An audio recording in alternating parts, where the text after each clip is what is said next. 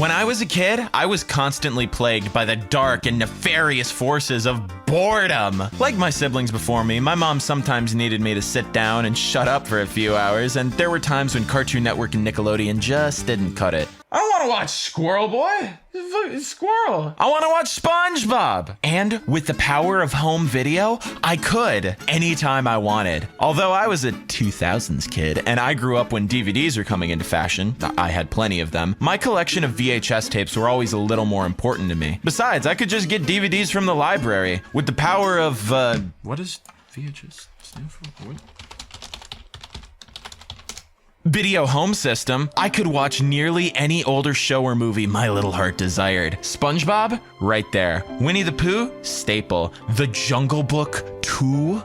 Every waking day. Combined with all the tapes I recorded off TV, I had an absolute treasure trove of content to stick into my VCR on a daily basis to be played on repeat. But there was one show that was far and away the most represented in my collection.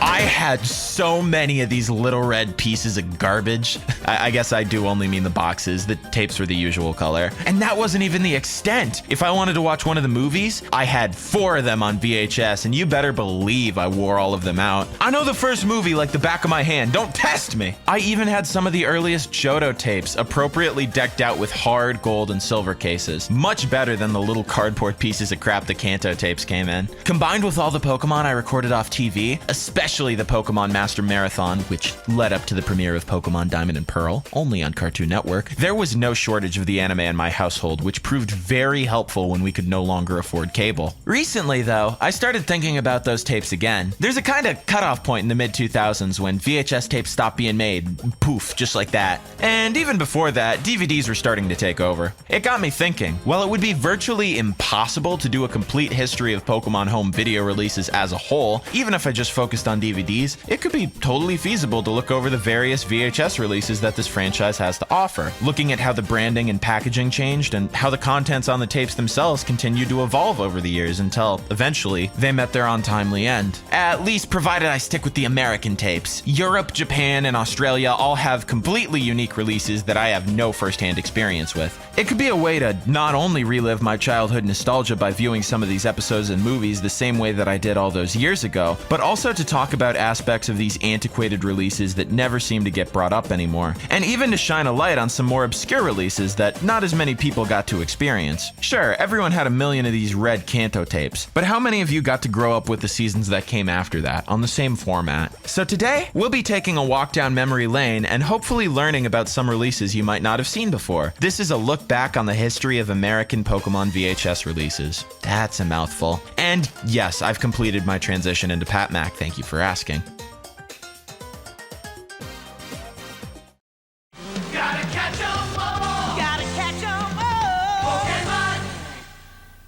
Pokemon. If we're talking about Pokemon VHS tapes, we've gotta start with the classics. If you're a hardcore Pokemon fan and you were born before like 2005 or whatever, you probably have more than a few of these kicking around. The Indigo League VHS tapes, distributed by Viz Video and Pioneer Entertainment, later known as Jonii. Some of my more, weeb-leaning viewers may recognize these companies for licensing quite a lot of anime in the late 90s and early 2000s, not just this one. Makes sense that they'd go with these distributors for the home video releases of Pokemon then, I suppose. The packaging for all the tapes is really clean, consistent, and nice. It's so nice. They look real good on a shelf next to one another, and I especially like that we have a different render of Pikachu in the bottom every time. While we're talking about artwork though, where did these pieces on the front of these VHS covers come from? They're not just lazy screen caps, most of them appear to be original artwork based off of specific episodes. They're clearly not sourced from the often much busier Japanese VHS covers, so I'm not sure. If they're original artwork, then who made them? Were they done in-house by the original Japanese animators? Drawn up by Americans somewhere? Sourced from something else that I've yet to come across? Who knows?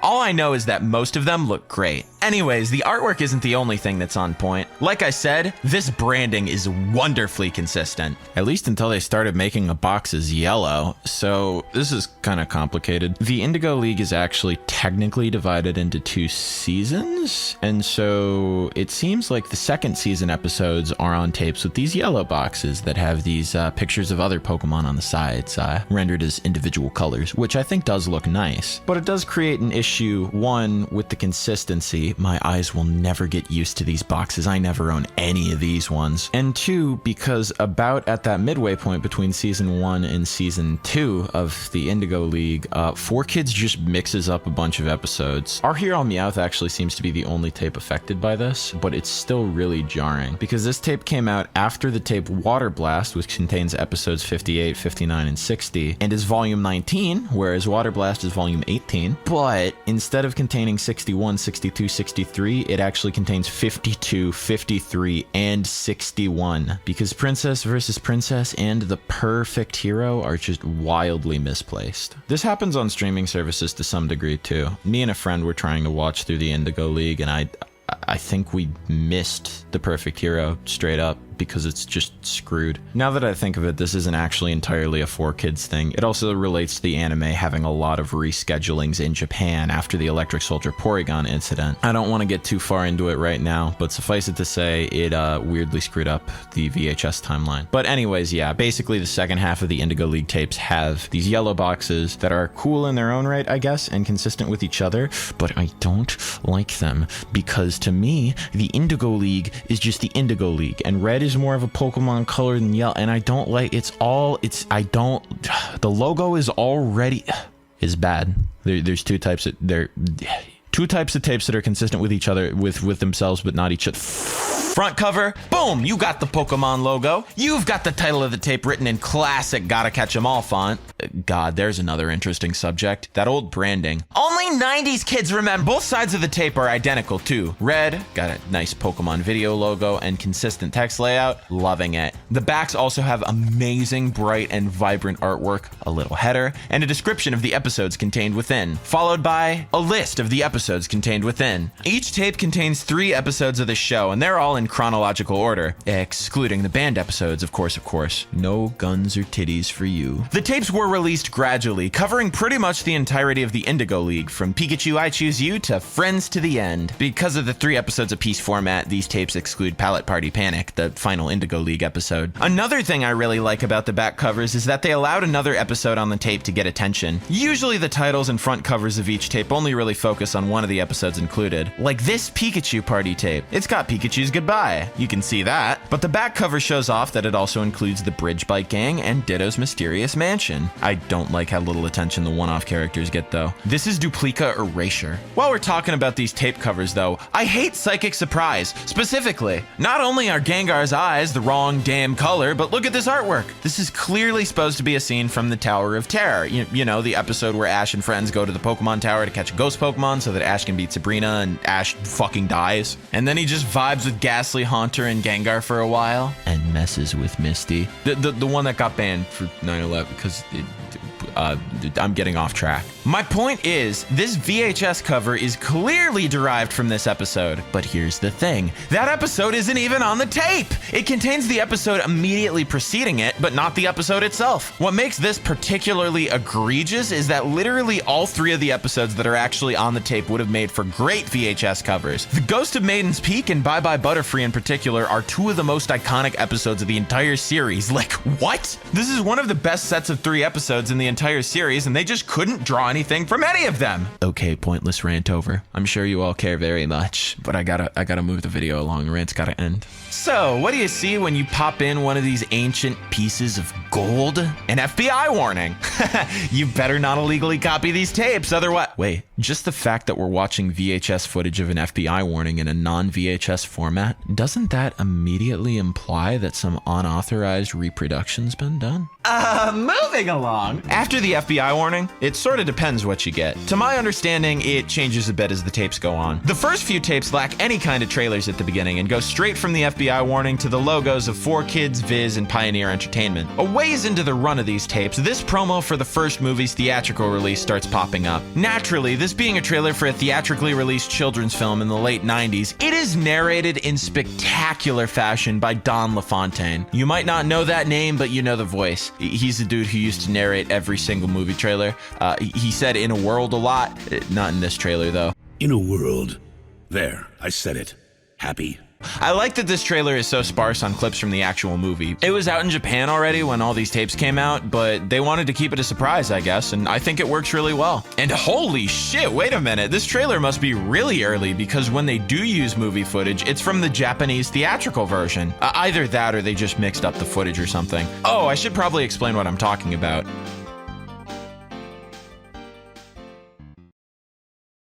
The movie came out in Japanese theaters in July of 1998. While the movie wouldn't see an American theatrical release until November of 1999, Japan received something interesting earlier that year on July 8th. This was about a year after the original Japanese theatrical release of the first movie, and a little over a week before the second movie was due to release in Japanese theaters. The Japanese television network TV Tokyo aired the first movie on their network to celebrate the occasion. But this wasn't just the first movie that Japanese audiences had seen in theaters the year before. This was special. This was the Kanzenban. But Jonii, YouTube boy!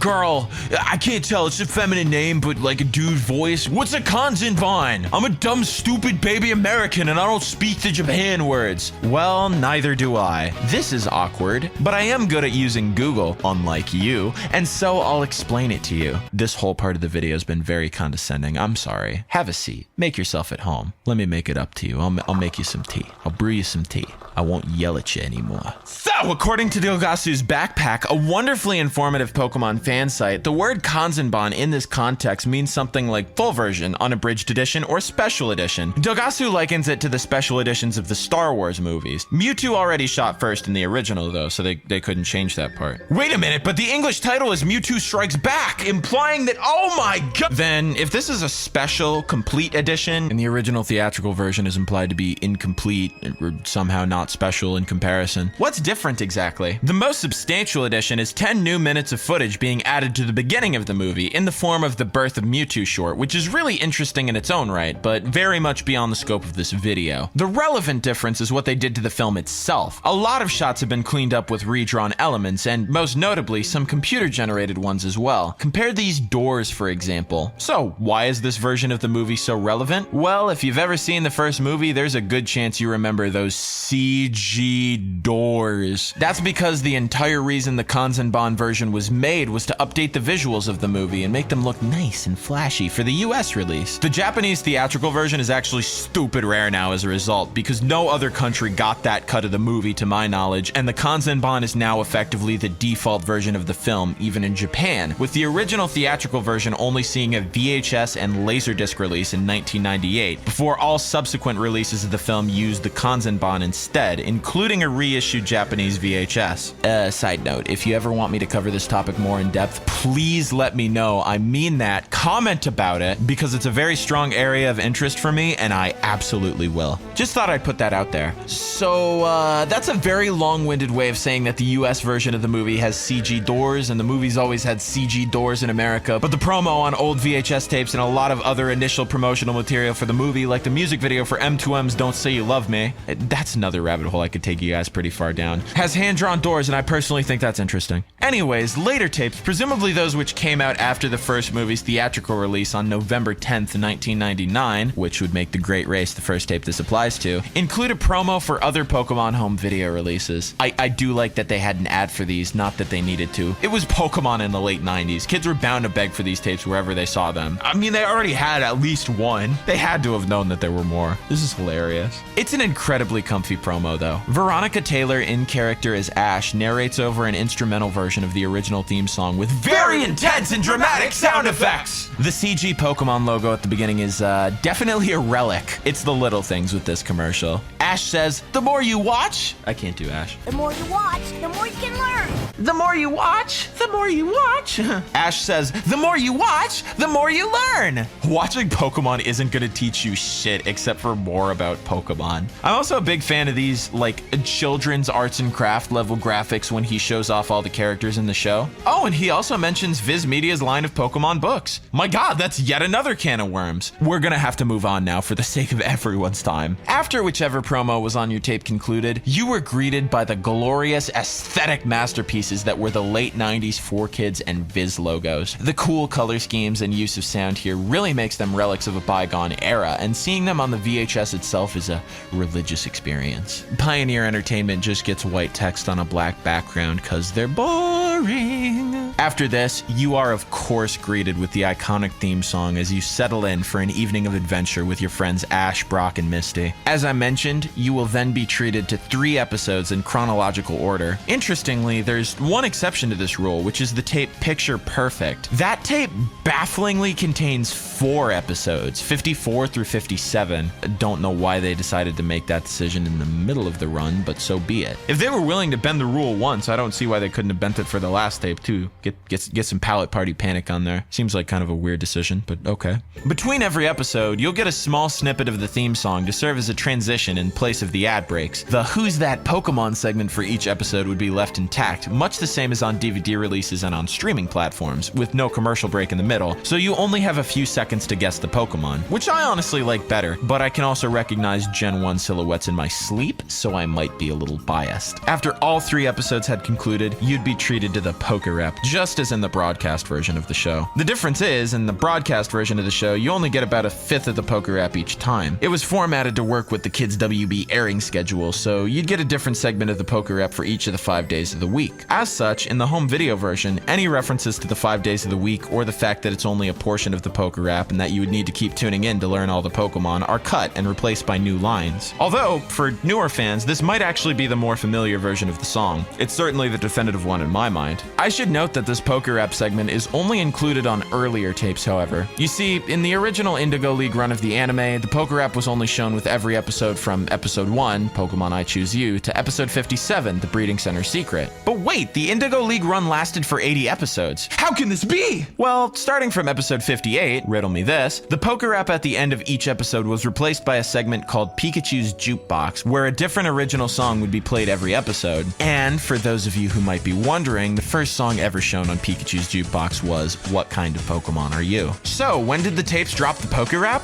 It's difficult to say for certain unless I bought up every single tape, but it's fair to guess that it would be when the show itself dropped it, which would make Water Blast the first tape to lack it.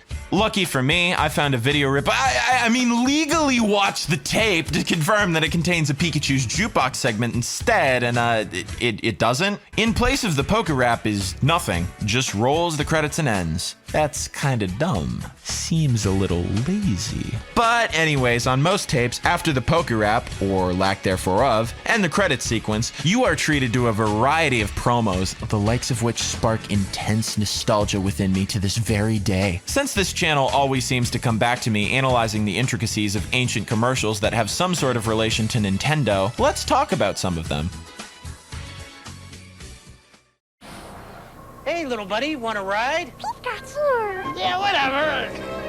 Oh my god, this right here is a classic. A very disturbing classic. There's so much I could talk about here, both from a production perspective and from a world building perspective. Yes, I said world building perspective. Get over it. I guess we'll start with all of the little production quirks that make this commercial, ahem, cursed. First of all, Pikachu is not voiced by his regular voice actress, Ikue Otani. The reason for this is because she actually voices him in the original Japanese version, and they just keep her dialogue in the American version. This, however, creates issues for promotional spots, and any section of the anime where Pikachu talks while another character is also talking. Therefore, in instances like that, including this commercial, Pikachu is voiced by Rachel Lillis, the voice of Misty, Jessie, Jigglypuff, and others. Can you tell that something's off? Pika Pika!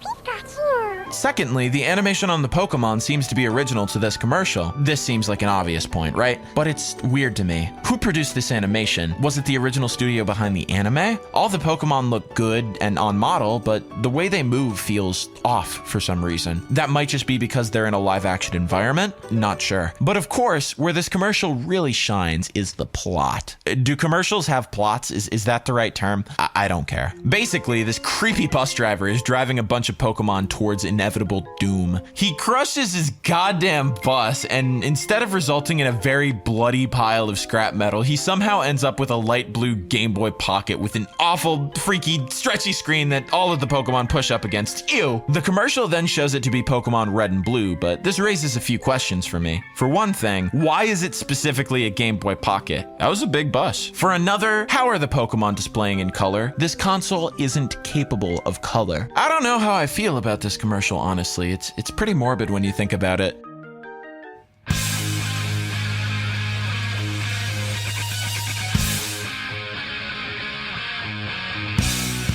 A commercial I know exactly how to feel about is this badass commercial for the Ranma 1/2 movie, Big Trouble in Nekonran, China, which is quite simply one of the most iconic things I have ever seen. The commercial starts with the sweet sound of melodic guitars from the film's ending theme, It's Love. After that, the film's plot is described in character by Akane, one of the main characters from the anime. It seemed like a typical day in the neighborhood around the Tendo training hall, until something different happened. And due to a misunderstanding, I wind up getting kidnapped. While I never watched Ranma as a kid, this promo always intrigued me, and I think it was one of the contributing factors that led to me going down a dark anime rabbit hole in middle school. Still holds up too. Now I just have to watch Ranma. One day. I started watching it while scripting this video. The illusion is broken. Girl Ranma sparks joy within me.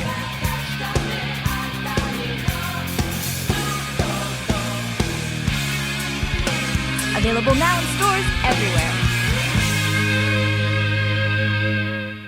From Pioneer Entertainment comes the classic tale of a young boy and his dog.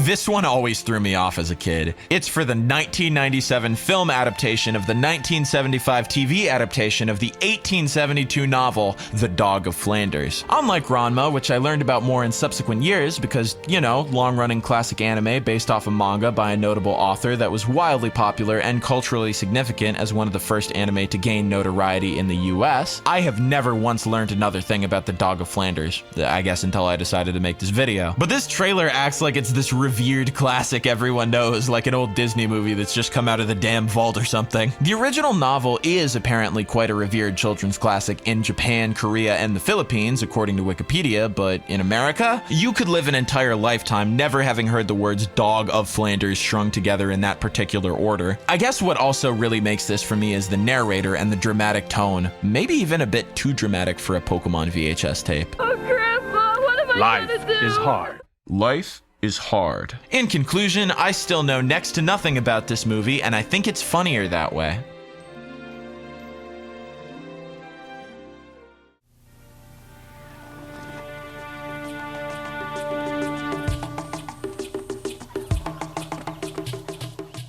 Finally is a pretty well done and somewhat low-key commercial for the New Adventures of Kimba the White Lion, a TV remake of the original 1960s Kimba the White Lion, which may or may not have served as inspiration for The Lion King. But that's a topic for another day. I kind of like how the music does the heavy lifting in this one, until of course you get the dramatic narrator voice. It's really striking with the combination of the wonderful animation with this epic music. I was used to this particular promo being the one that made me get up as a kid because it was traditionally the last one included on these tapes. Gotta take that out so I can put in another one. Which means that now it's time for us to move on.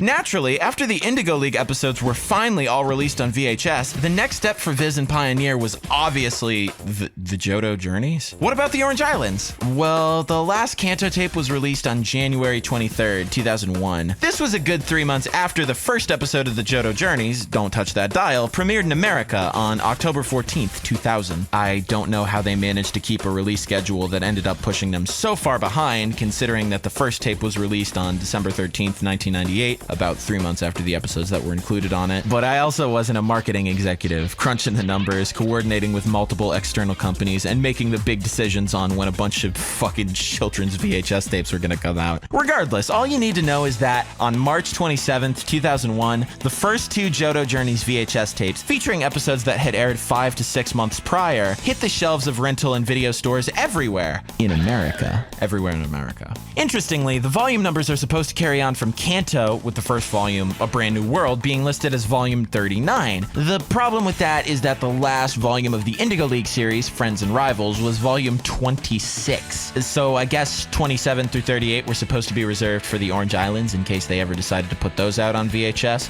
They didn't. Side note, I looked for these volume numbers on the tapes and boxes themselves to no avail. Part of me thought Bulbapedia made them up until I checked an archived version of Viz's website, and sure enough, they match up. These are the things I do for you kids. Anyways, this new series of tapes came in these beautiful gold and silver clamshell cases. These cases are much sturdier than the weak little cardboard cases of the Indigo League tapes. Honestly, probably even sturdier than the clamshell cases the movies got packaged in. The box for my copy of the first movie is destroyed! And the gold and silver colors combined with the new branding really pops out in a collection or at a retail store. The side of each tape contains a dated CG Pokeball pulled from the opening of the Johto Journeys, the logo, the title of the tape written in red, and a different relevant Pokemon, like Quagsire here. The back of the tapes are pretty similar to the original Indigo League tapes, except each one contains a Pokedex entry on that relevant Pokemon, featuring their dex number, their height and weight, and a little tidbit about them, done up in the sleek, green, computery aesthetic. This is what the future looked like in 2001. Each box touted the fact that the tapes featured gold and silver Pokemon, which had to have been confusing for parents who weren't familiar with the games. I mean, look at this! This Pokemon is green! Green!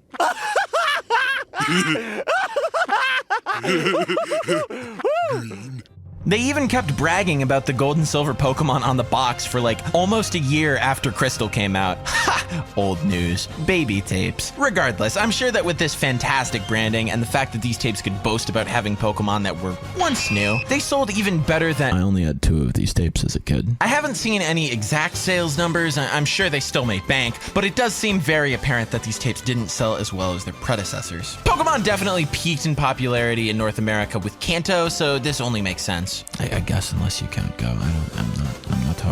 I'm not talking about that. This opens up an interesting opportunity though. Most people, myself included, are the most nostalgic for the Indigo League tapes, which means that exploring the contents of these ones could be a whole new world to live in. A whole new way to see even. A whole new place with a brand new attitude, some might say. Anyways, how are these ones structured? Honestly, very much the same. You get the same 4Kids logo at the beginning, even the same promo for other Pokemon VHS tapes. Only part of the opening that's different is the Pioneer logo. Other than that, on the tape itself, it's pretty much just a different graphic with a snippet of the new relevant theme song between episodes. No bonus content, be it Pokerap or Pikachu's Jukebox, not even Pokemon Karaoke-mon. I mean, they did this whole new segment with these new songs. Don't even put it on the Why did they go through the effort of making all these new songs? These new songs, they're not even gonna put them on the tape! Not even any promos at the end! Completely lifeless. I tried checking to see if this was just the early tapes. I only own 2 myself, those being the 1st and 4th tapes out of the 12 in the Johto Journeys line. But even perusing the internet didn't seem to turn up any sort of variation. Just the same opening every time and absolutely nothing in the line of closing, which is somewhat interesting in and of itself. Only 12 volumes compared to the 26 that the Indigo League had, but this does make sense as the Johto Journeys VHS series does still encapsulate nearly all of the Johto Journeys, cutting off the last 2 episodes, the Psychic Sidekicks and the Fortune Hunters, presumably because they weren't enough for a full volume and they were too stingy to add an episode of the following season, Johto League Champions. In my experience, it's been pretty much impossible to find a definitive answer as to why this change was made. The final Indigo League tape, which was released only 2 months before the first Johto Journeys tape, still has the Bus, Ranma, Dog of Flanders, and Kimba promos intact. I can't imagine Viz and Pioneer had nothing else to promote. If I had to guess, I'd think it was maybe a Nintendo or 4Kids decision, not wanting to be associated with these other franchises, especially Ranma. There are a lot of, how do I put this? Not so kid-friendly shots in Ranma. I have to wonder if some angry parent called up John Nintendo and started complaining that Pikachu told their kid to watch a show with anime titties in it. Then again, it seems odd that not even promos for other Pokemon or Nintendo products appear here. Not even the 3rd movie ever seems to have gotten a trailer on one of these tapes, which saw its American theatrical release about a week and a half after the first 2 Johto tapes were initially issued. Maybe there's an argument that this would date the tapes, but even that would mean that their mindset changed at some point, because, if you'll recall, some of the Indigo League tapes have a teaser for the first movie that specifically includes its intended theatrical release date of November 12th, 1999. The film ended up being pushed forward to November 10th. I don't know for sure, and it's definitely interesting to talk about, but it does mean that, unfortunately, aside from the nifty packaging, the Johto Journeys tapes are a lot less interesting than the Indigo League ones. Pokemon, Pokemon, Pokemon, let's do it. I wanna be the very best, like no one ever was. But real train is my cause.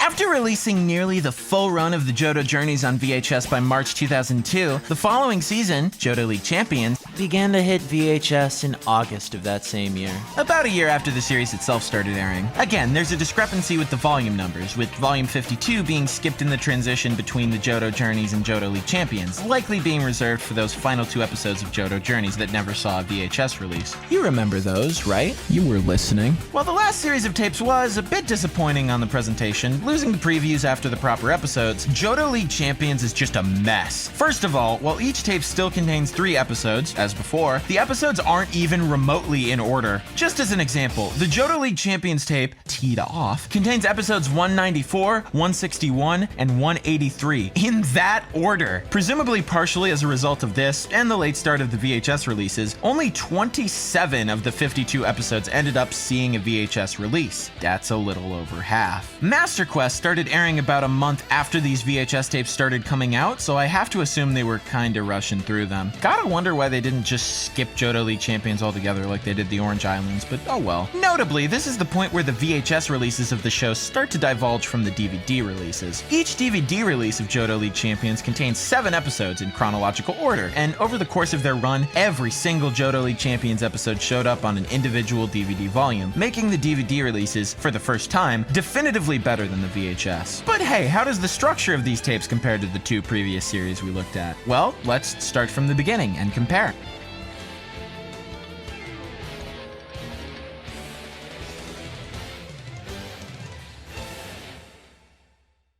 We start with a different FBI logo, same 4Kids logo, same Viz logo, same Pioneer logo, and then, oh boom, right into the episode. That's right, Johto League Champions has cold opens instead of just starting on the theme song. And then when the episode ends, we get the relevant logo from Johto League Wait, are those credits? Oh my god, are you serious? The presentation has not only stagnated, but it's actually gotten worse. So the structure of the Indigo League and Johto Journeys tapes goes like this. Boom, FBI warning, opening promo, logos, theme song, all 3 episodes with a small transition between them. Maybe the poker rap, credits, maybe end promos. The structure of the Johto League Champions tapes is FBI warning, logos, theme song, episode, credits, theme song, episode, credits, theme song, episode, credits. Done. Not only does it redundantly play the theme song and credits 3 times each, but there's no promos on the tapes, nor is there any kind of transition between the episodes. What a boring series of VHS releases. Still a nostalgia trip for an underappreciated part of the series, but it's just not as much of a time capsule in the same way that the Indigo League or even Johto Journeys tapes are. Also, the way the theme song is cut down for the credits removes one of the Johto shouts, which completely ruined my life.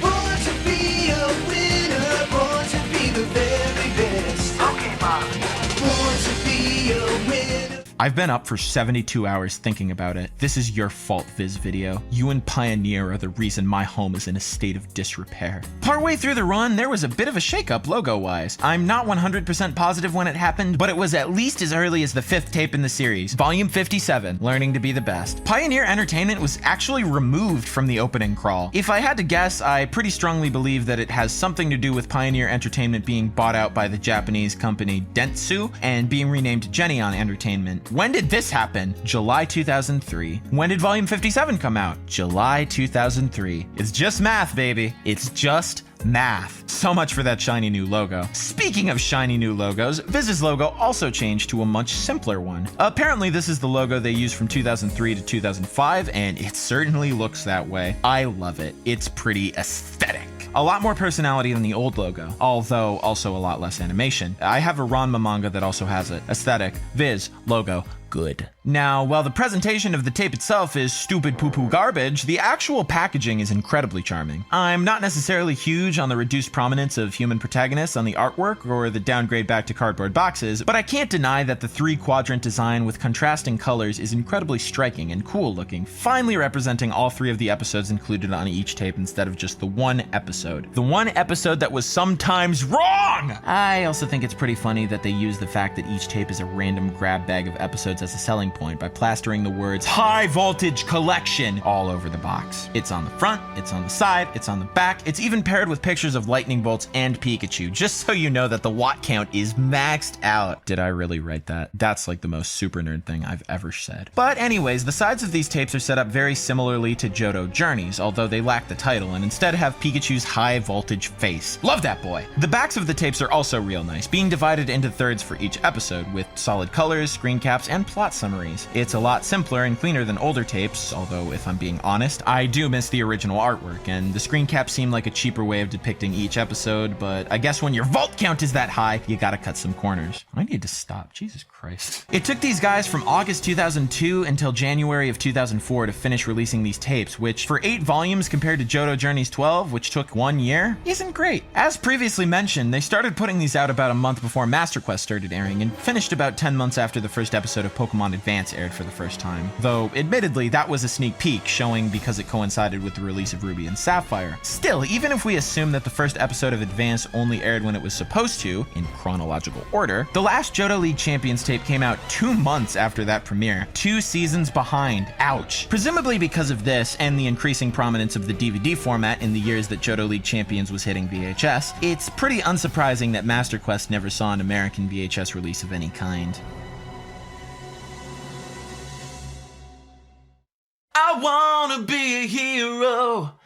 Pokémon Advance, I'm on my way. What might actually be surprising is that Pokémon Advance actually didn't skip VHS. In July of 2004, about 8 months after the initial 3 episodes of the series had aired, the first volume of the last Pokémon series to hit VHS ever was released. This is so wild to me because it really did come at the absolute tail end of the format, and these tapes are much more uncommon than any of the others we talked about so far. Indigo League tapes grow on trees. Johto Journeys tapes are fairly common, and Johto League Champions tapes aren't terribly difficult to find on eBay. Advanced tapes aren't exceptionally rare, they don't necessarily cost a lot, but there's no guarantee any of them are going to be available at any given time. Johto League Champions, you might not be able to be picky with which one you're picking up at any given time, but there's always going to be one available. Advanced, you gotta take what you're given immediately. I got pretty lucky obtaining the one that I have. It's to the point that most of the images on Bulbapedia are just photos instead of scans like the prior series. The branding on these tapes is absolutely beautiful.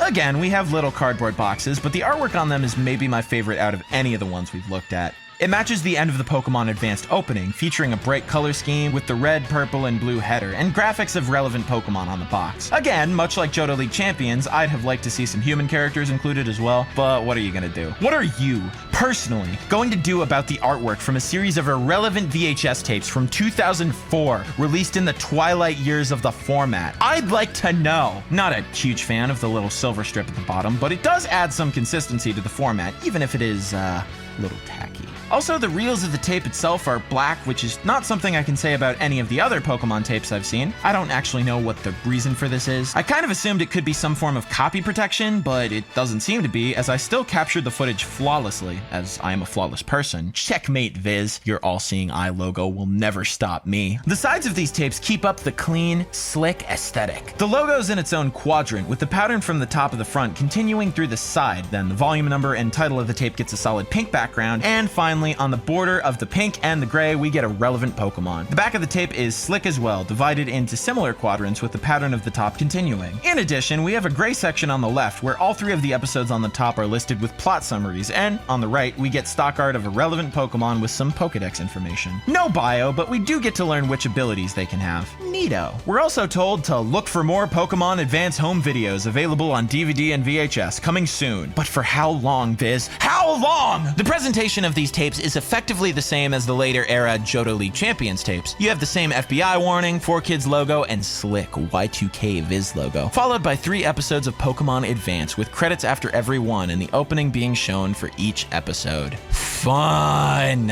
And as has been made normal at this point, there are no promos at the end. Strangely enough though, we do get the Viz logo again. Always watching. The big difference format-wise between these tapes and the Johto League Champions tapes is that they actually have the episodes sorted into chronological order.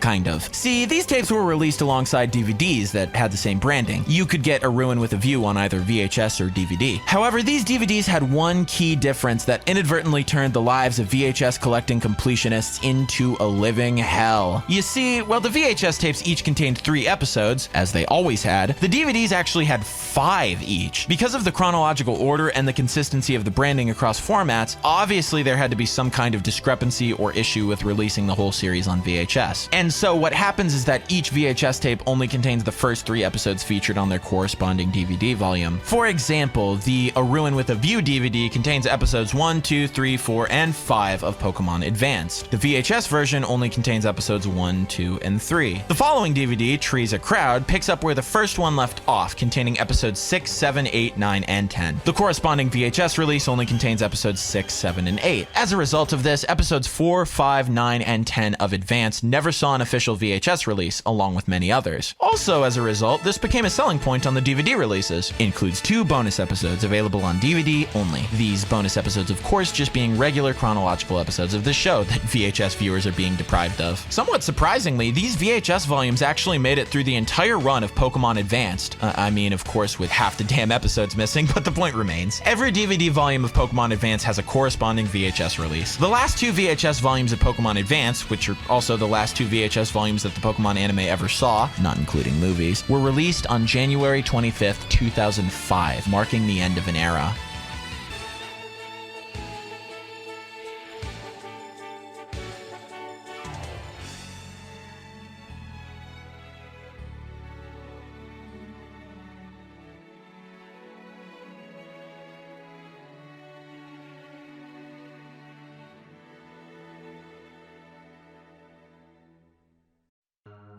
Making this video has been very enlightening for me. I grew up with the Indigo League tapes, and I know a lot of them like the back of my hand, promos and all. I also had 2 Johto Journeys tapes when I was a kid, but Johto League Champions and Advanced, I legitimately never even knew that these had VHS releases at all. While it's unfortunate that the tapes lost some personality after ditching the promos and poker rap, it's been super interesting to me delving into the existence of all these VHS releases, their format, and their packaging. Covering them chronologically has also provided a sort of meta-commentary on DVDs, growing from a niche into the preferred format until eventually they became the only format. Watch your goddamn back, digital versatile disc. Blu-ray's gonna wipe the floor with you. I've left the movies and other miscellaneous VHS releases out of this video for the sake of time and focus, but if anyone would like to see me cover those in the future, let me know. I have a feeling that doing so may help to paint an even bigger picture of that particular shift in culture. For the time being, I'm Jonii, and I've got to get myself a DVD player. Advanced Challenge isn't gonna watch itself. Peace. The time has come. It's for the best, I know it. Who could have guessed that you and I, somehow, someday, we'd have to say goodbye.